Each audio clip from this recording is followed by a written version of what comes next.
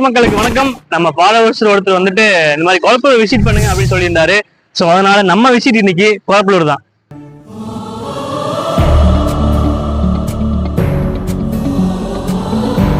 கொளத்தூர்ல கோலி soda ஃபேமஸ்ங்க.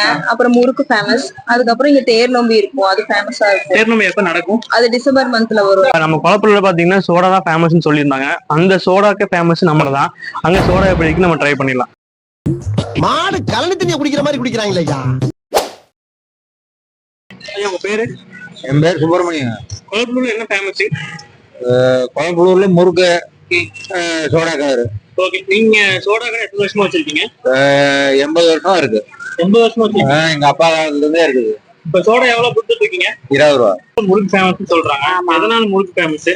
முதல்ல இருந்து அந்த காலத்துல இருந்தே ஃபேமஸ். எங்க தாத்தா பாட்டி காலத்துல இருந்தே ஃபேமஸ். அப்புறம் அவங்க வந்து கொஞ்சம் வாழைநார்ல எல்லாம் கோர்த்து அந்த மாதிரி செஞ்சுட்டு இருந்தாங்க.